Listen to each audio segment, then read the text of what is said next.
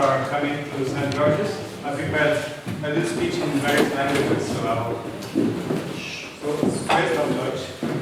So, lieber Konsul, die Schweizerische Botschaft in Spanien, der Konsul der Schweizerischen Botschaft in Spanien, Andorra, liebe Freunde vom Schweizer Club, ich heiße Sie ganz herzlich willkommen hier in St. George's. Ich hoffe, Sie finden diese Konferenz sehr interessant. Cher Georges, conférencier, chers amis, je vous souhaite la bienvenue à St. George's et j'espère que vous trouverez cette conférence très intéressante. Querida vicerectora de la Universidad Alfonso X el Sabio, queridas amigas, queridos amigos del Club Suito, os doy la más cordial bienvenida a la Iglesia Anglicana de St. George y espero que disfrutará de esta conferencia sobre el Oriente Medio. Dear Reverend Saul, She wasn't sure. dear congregation members, I wish you a warm welcome at St. George's and hope you will enjoy this conference on the Middle East. And now in Arabic. Let's see. مرحبا بكم في كنيسة St. George's ليحضور ندوة حلوة لبنان والشرق الأوسط. Bravo.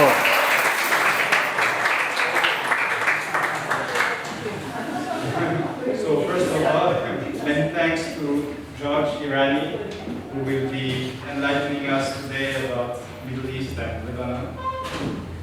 He is a professor, he's a doctor in international relations and professor in Alfonso X el Sabio.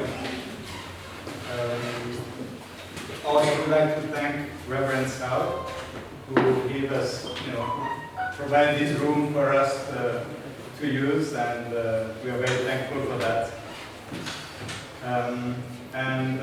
Ahora en español, antes de seguir con el evento, me gustaría mencionar que hoy celebramos una conferencia seguido por un debate que forma el libre intercambio de opiniones diversas y que no necesariamente representa la opinión del púlpito o de la Iglesia Anglicana. Welcome. All yours.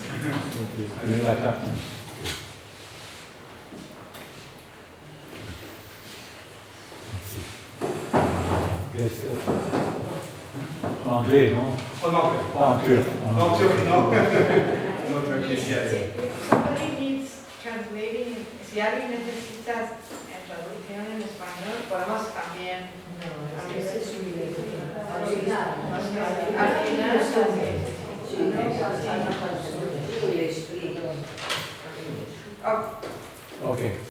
Okay, good evening, ladies and gentlemen, and others, like this is a new fashion now.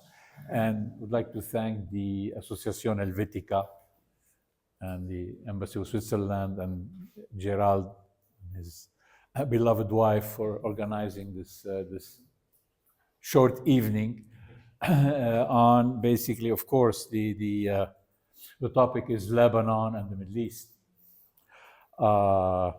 Very actual, if you want to put it that way, hot topics. So I'm in the hot seat here. I'll try to be, not to speak much, because usually I know this from teaching, that after half an hour, people lose attention, basically. So I'll go for half hour, 40 minutes maximum, and then we'll open it to any questions you may have, all right, around this topic. I have a map of Lebanon that's coming up briefly. So basically, that's I'm originally from Lebanon, actually, and also I'm an American citizen. I pay my taxes in the US and Spain, both. But thank God that we have a dual taxation system. So when I pay taxes in España, Uncle Sam doesn't take my money, but I have to declare my income. What George Washington said a few centuries ago, no taxation without representation. Anyway, but I will not be voting this time. Anyway, that's another story. Okay, anyway, I've lived many places. I did my PhD in Los Angeles and lived in the US for 23 years. I lived in Canada 4 years, in Victoria, British Columbia. I lived in España 2005 to 2009. Then from 2009 to 3 years ago, I lived 11 years in Kuwait, in the Arabian Persian Gulf. You have to be careful here, because if you say Arabian Gulf in an Arab country, they get furious. So it has to be Arabian Persian Gulf, but the scientific is Persian Gulf. Anyway, and then basically came back to Madrid. And now I'm resident in España. And I'm applying for the Spanish citizenship. I have my exam next week, Prueba de Nacionalidad, where they ask you how do you do a tortilla, but that's another story. I'm not kidding you, so that's one of the questions. Bueno, I'll try to be brief. Bueno, the title of this brief talk is Lebanon, Mosaic of Sects or Budding Nation States. This is the title of an article I published a few years ago.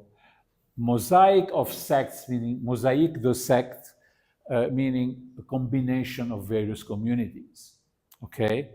Or budding nation state, you know, does it mean budding? A buds, when you're in the spring, you see the flower, you know, the buds of flowers. Okay, is it a nation state? It is not, we'll talk about that. So basically the question I posit is Switzerland of the Middle East, question mark, Paris of the Middle East, another question mark, because these are the two, if you want, stereotypes that they used for Lebanon for years. Unfortunately, they're gone by the wayside now, but we'll talk about it. I want to warm thanks to the association, Helvetia, and to my friend Gerald who organized this talk. I will be brief and so on. Basically, I want to cover the local, regional, and global factors that lead to the current situation, tragic situation, folks, that we have in this part of the world. Okay? Basically, folks, we have to go back a bit in history. As an academic, of course, I have to bring history. I have to go back to 1916, folks. Anyone knows what happened in 1916? 1916, yeah. Yeah, but there was this very specific, important event, the famous Sykes-Picot Agreement. Christopher Sykes, the British foreign minister, and Georges Picot, François-Georges Picot, the French, they signed on a secret map, okay, dividing this region, especially Near East, into spheres of influence. And this basically secret agreement, the Sykes-Picot Agreement, is the cause of the mess we have been in the Middle East for the last century, if not more, okay? Anyway, so Sykes-Picot, creating new states, which actually has been the, if you want, what the French and the British did throughout the world, right? Take Africa, you take Asia, and, you know, and now this Middle East, we've had these countries. What I can tell you, another observation, that in this part of the world, in the Nahosten, like they say in German, Switzerland, Swiss, basically, in a sense, folks, we have, if you want, 4 nation states. 4 nation states. If we use the Western concept of nation state. You know what is a nation? Group of people having the same language, tradition. A state means government, parliament, army, and so on. We have 4 nation states where, of course, one has to go first to Iran, 5,000 years of history, okay, or today the Islamic Republic of Iran, okay? Long history, important country, rich in oil and other stuff, and strategically placed and plays an important role in this part of the world. In addition to Iran, we have Turkey. Turkey, you know, remnant of the famous Ottoman Empire, also nation state, and the role that Kemal Pasha Atatürk played in consolidating the Turkish national identity and westernizing the Turkish language and culture and so on and so forth. And then we have, another important country is Egypt. Egypt, another country, is a long history, civilization, culture, and there is basically an Egyptian national identity. Majority of population in Egypt is mostly Sunni Muslims. You heard about, you know the difference between Sunnis and Shia, right? Sunni Muslims, the Orthodox Muslims, the Shias are the followers of Ali. And then we have Israel, more recently created in 1948. Israel, that's another big question. If there is a national identity, what kind of identity it is. And I don't know if you know that, until today, Israel does not have a constitution. And also, Israel does not have fixed borders. That's another story. Okay, anyway, the rest of what we have in the Middle East, by the way, it's a British coined term, very colonial, if you want to put it that way. They called it Middle, you know why? Because the British had their colony that had a presence for occupation in India. So this region of the world was in the middle between Britain and this part of the world, so Middle East, Near East, Proche-Orient in French, Nahr Osten in German. Anyway, what do we have here? Okay, Saudi, was created because of the alliance, combination between the House of Saud and the famous religious leader. Okay, they decided to unify the Arabian Peninsula. Okay, and then basically also Saudi Arabia is very important.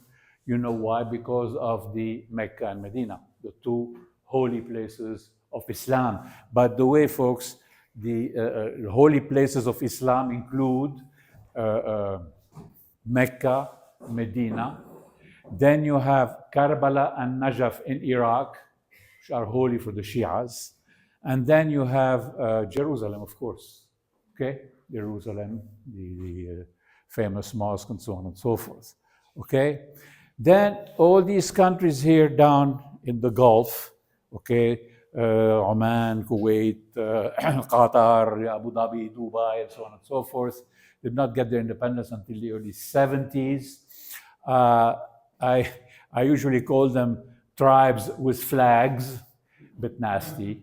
But by the way, living in Kuwait is a great experience and a lovely experience too. And a different mentality, different perception of the world. And also, of course, countries that are today, surviving because of heavy American presence. If you know that, the United States has bases all over the place here surrounding Iran, by the way, which was the same story during the Cold War when the United States had bases surrounding, the former Soviet Union. You remember that during the Cold War and so on. So anyway, but this doesn't mean, okay. Then, of course, we have Iraq. Iraq also is a country that has different groups, majority Shia Muslims, and we have Christians. By the way, given that we are in a Christian holy place here, people forget that there are more than 15 million Arab Christians. Okay, all the way from Morocco to Jerusalem, to Lebanon, Egypt, 6 million Coptic Christians, and so on and so forth. People forget that Jesus was not born in Hollywood, but he was born in here, in Bethlehem. Okay, folks, so that's basically so, all right, so in a sense, we have here this conglomerate of different groupings, minorities, sects, if you want to put it that way, that were pulled together. Some were pulled together by history. Iran, by the way, has minorities too, Baluch and others. Turkey too. Turkey, I don't know if you know that, folks, that the eastern part of Turkey does not belong to Turkey. The northeastern part belongs to Armenia. Another tragedy, folks. And then the southeastern part belongs, to who, right? Kurdistan, the Kurds. The Kurds who also were promised a state after the Treaty of Sèvres, okay, and they never had their state. You know why, right? Because Iran, Iraq, they don't want to see a Kurdish state. So we have to do some kind of an autonomy in northern Iraq, okay? But still they are part of the Iraqi state, okay? So that's basically the reality. Other reality too, to keep in mind, folks, beyond the stereotypes, that when you hear about the Middle East, my God, wars, conflicts, and so on and so on, no, it's not that. Long culture, deep culture, civilizations, and so on and so forth. So basically, that's the thing is, in addition, of course, resources, the issue of oil, very important. Two, if you look carefully at the map, look what we have. We have strategic waterways, seas, okay? Red Sea, Dead Sea, Mediterranean, Suez Canal, and so on and so forth, okay? That were very important in the minds of the British and the French at that time, and now for the United States and the Soviet Union, now Russia, by the way. Russia has 3 bases in Syria today, and the United States has built, or is now completing the building of the largest embassy in the Middle East. It's a huge encampment. Why? I don't know. They have also, a naval base or naval facility. So it shows you, folks, again, we have this concomitance or competition between great powers, without forgetting the Chinese, by the way. China is here big time, okay, economically. They're very smart, very shrewd, the Chinese, in helping different construction projects in the Gulf and so on.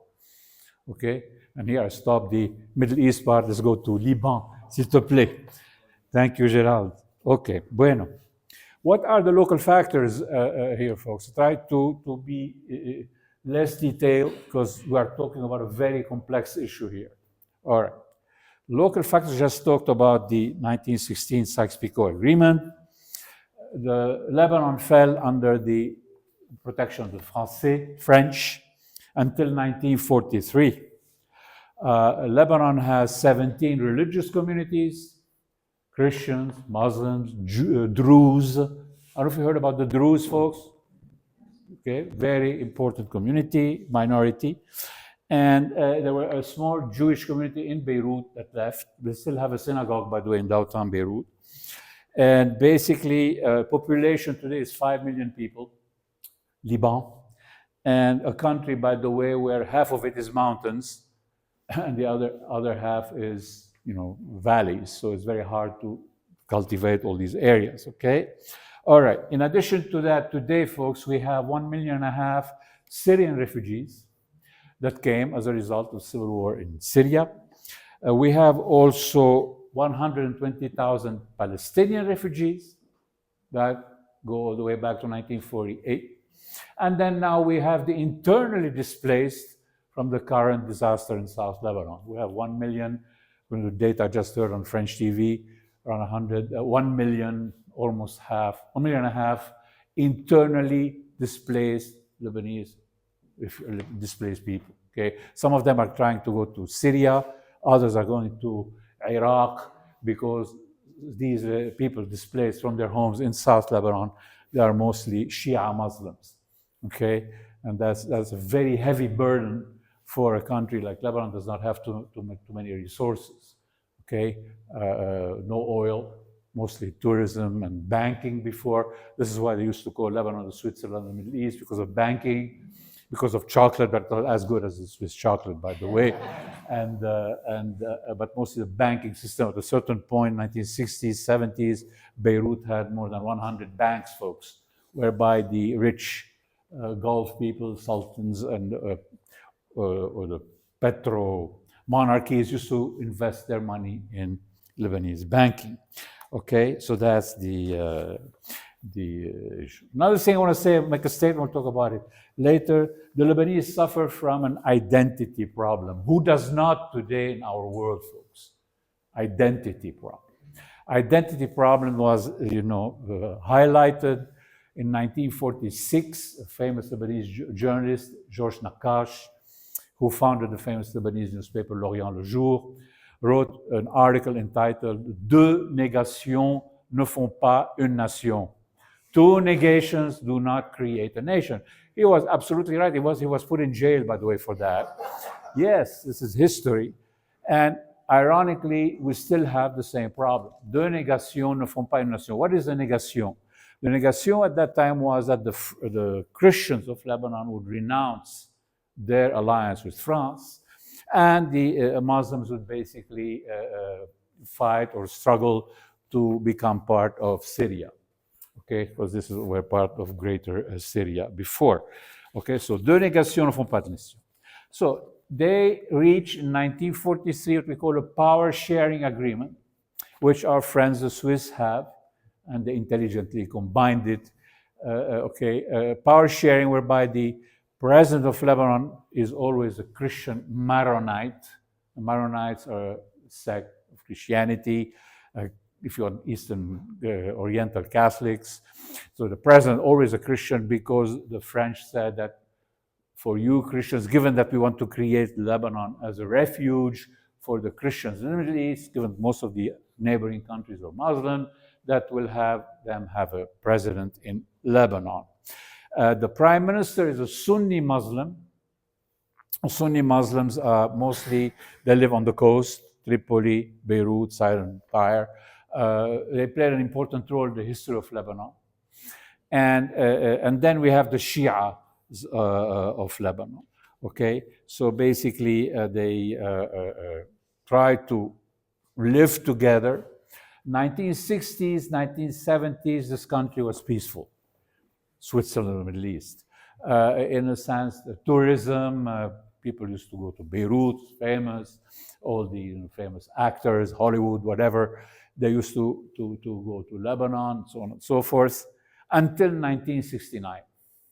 That's when the mess began. 1969, basically, until then, Lebanon did not participate in the Arab-Israeli wars. You know, the Arab-Israeli wars began in 1948. 1948, 56, 67.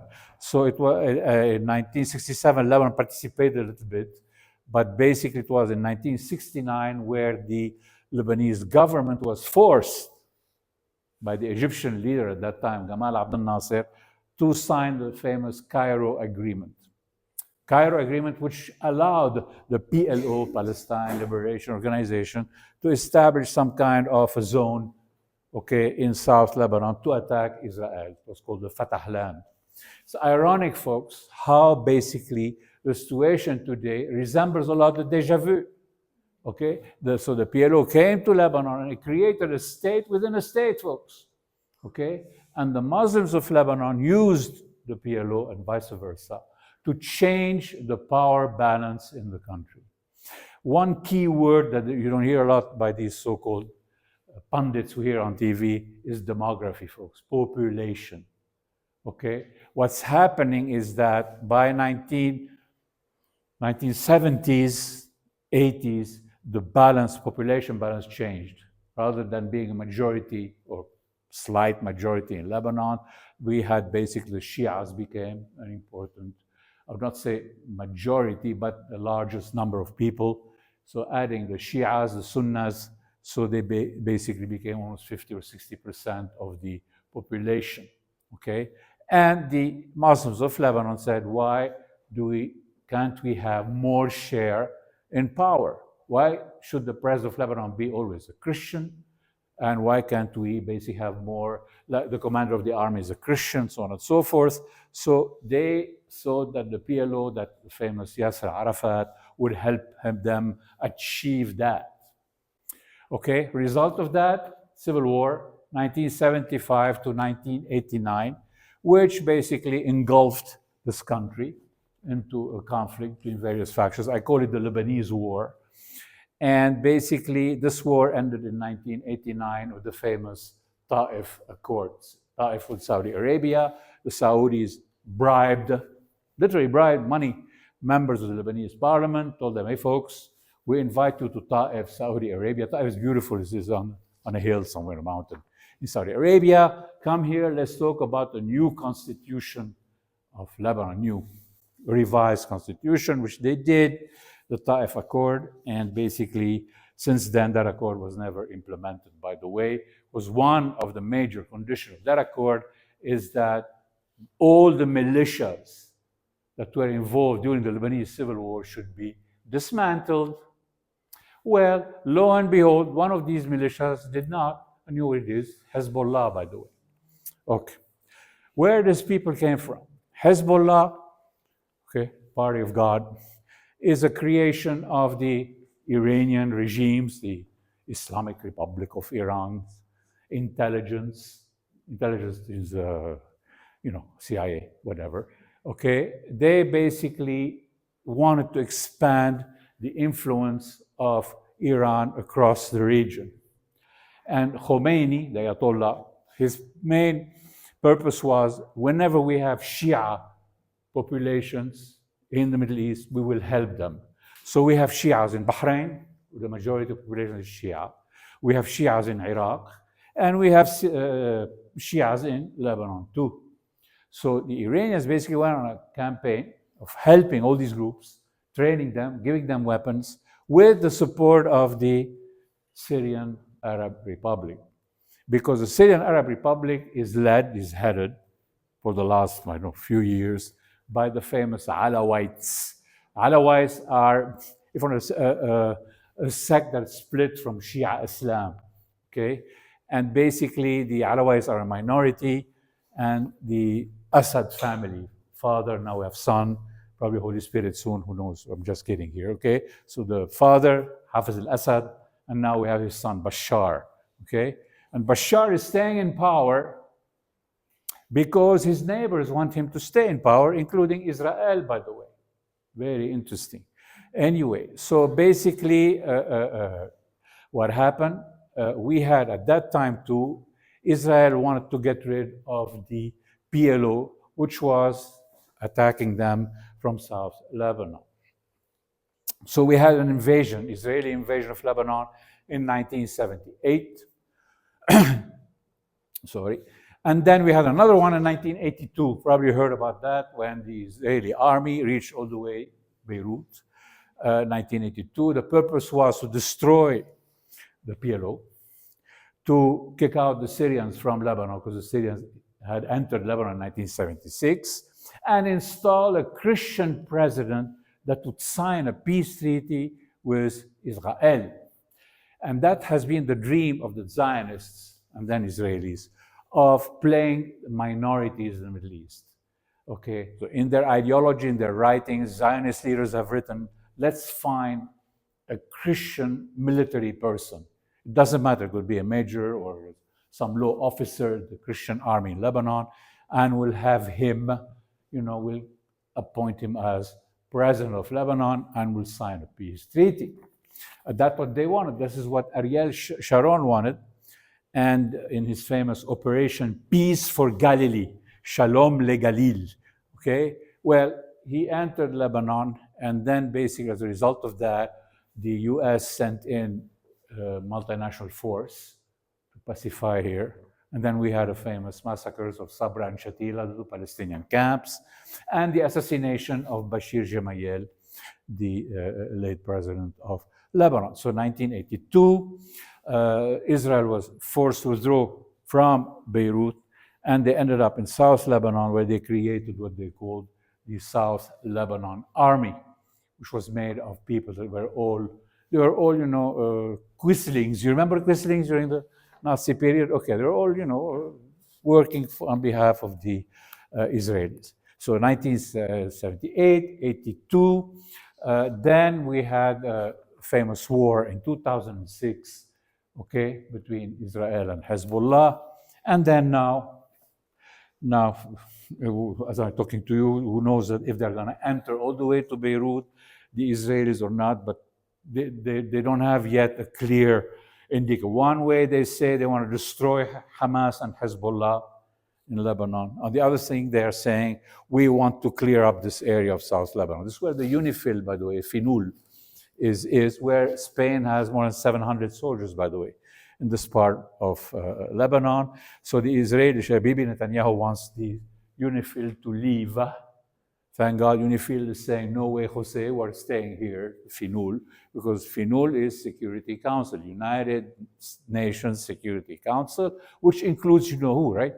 Security Council, the 5 veto members, United States, Russia, and so on and so forth.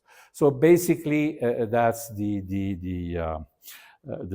So Hezbollah took, if you want, over Lebanon, one way or the other, supported by the Syrian presence, and they created a republic within the republic, or they created a mini state, if you want to put it that way, okay? And basically they created a huge network, okay, of corruption, drugs. They used to sell the famous Keptagons. They used to send them down to the Gulf countries and Latin America. They have a powerful presence in Latin America, by the way, folks. We have Shia communities in countries like Colombia, Peru, Venezuela, and so on and so forth, okay? And they have also a large community, the Shias, in Africa, in West Africa. They used to send a lot of money to Hezbollah in Lebanon. So basically, they took over this country as a hostage. Very interesting, 2 days ago, Arte, the famous TV station, France, had a French program called Lebanon as a hostage, which it is, unfortunately, at this stage of the game. Okay. What happened is that in 2004, the former prime minister of Lebanon, Rafi al-Hariri, was blown up, assassinated, which led to the withdrawal of the Syrian troops from Lebanon, physical, but they still are here all over the place, intelligence-wise, and they have their own clients, okay? They have their own Lebanese politicians who basically play their game. This is the other tragedy, folks, is that today the folks who are leading this country, they are mostly former militias. They are warlords, okay? They are warlords, and their allegiance is to their pocket, not to this country. I'm being very honest here, okay?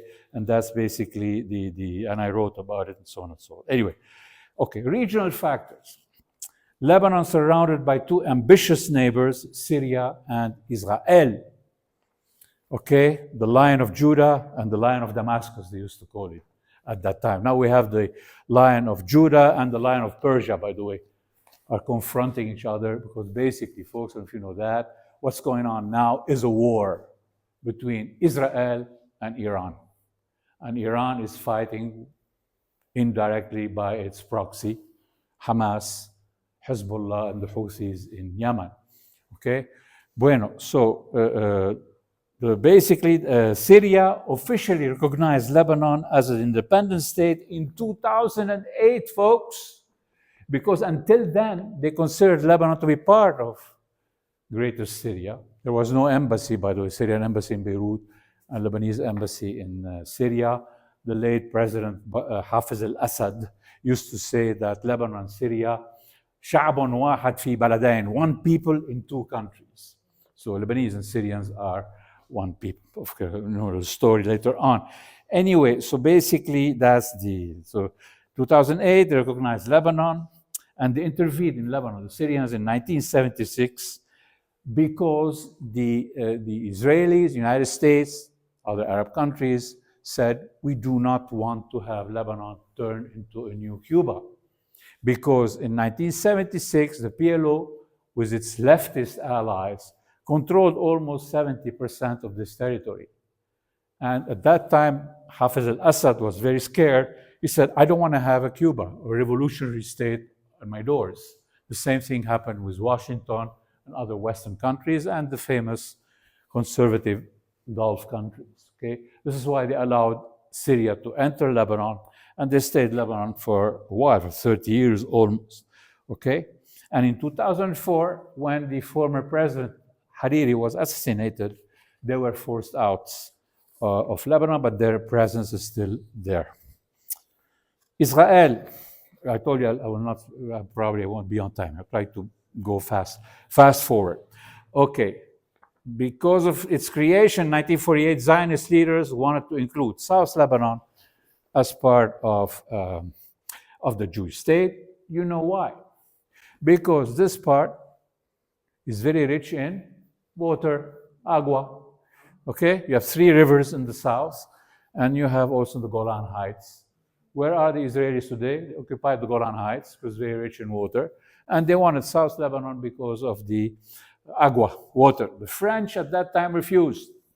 Okay, but still, basically, the Israelis wanted to keep or get that place. And they're talking about it in their literature, their statements, and so on and so forth.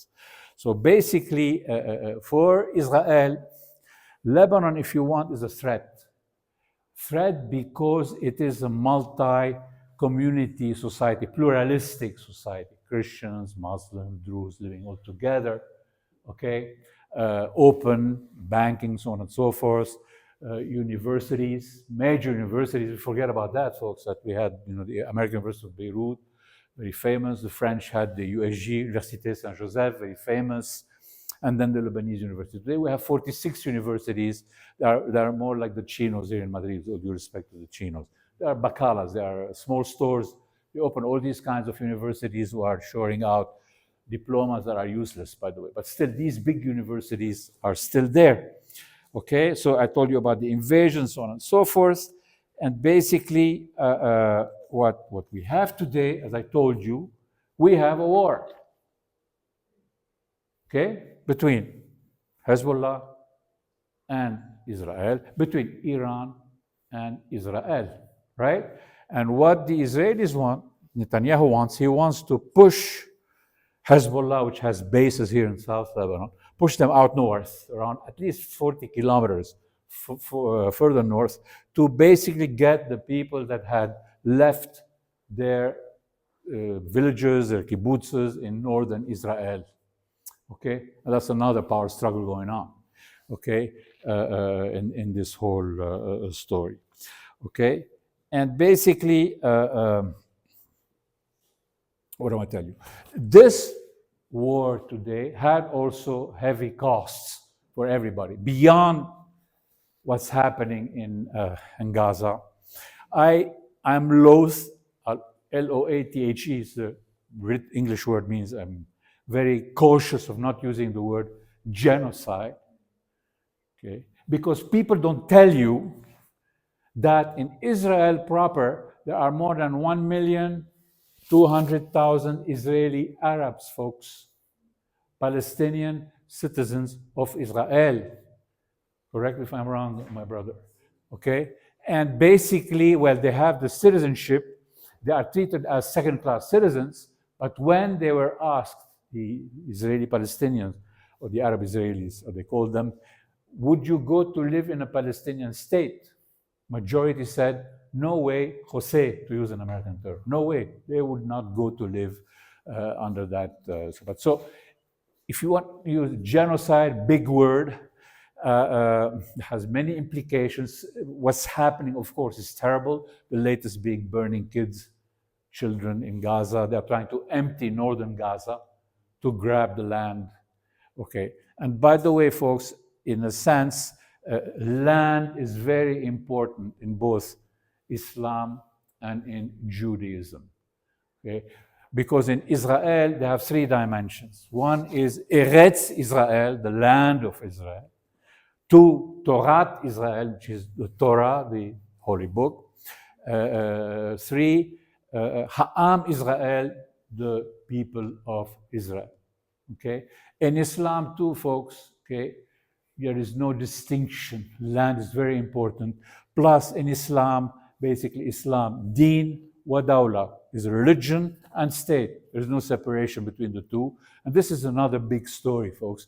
In Europe, by the way, you folks remember, you had civil wars for 30 years, that ended up in the Peace of Westphalia, between Protestants and Catholics, and I have to be careful here in the Anglican house, okay? So basically, well, you know what happened afterwards, okay? Let's not talk about other major massacres and tragedies of Europe that ended up 1945, Holocaust, and so on and so forth, folks, okay? So that's another. United States, or disunited States, I'm calling it now, the disunited States of America, folks.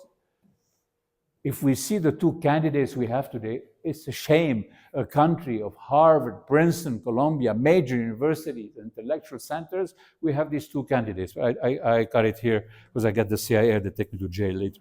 Okay, all right.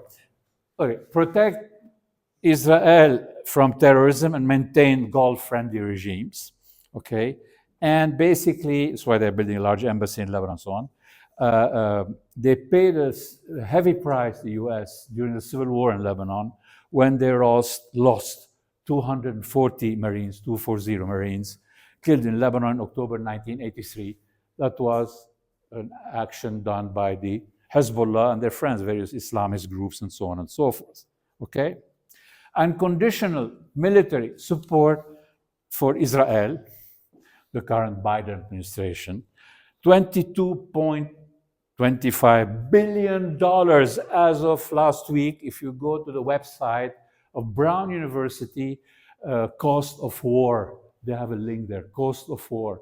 You see the figures there are mind-boggling, okay? When we have a country, US, roads need to be maintained, poverty, people unemployed, and so on and so forth, okay?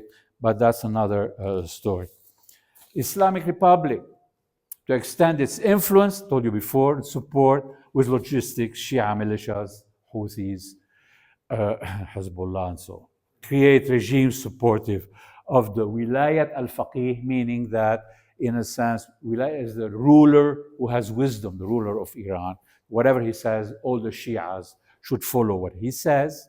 The other very important thing to keep in mind is that Iran is trying to become the Islamic Republic nuclear power. And they say they're not too far from getting their first bomb, by the way, okay? And the Israelis will never allow this to happen.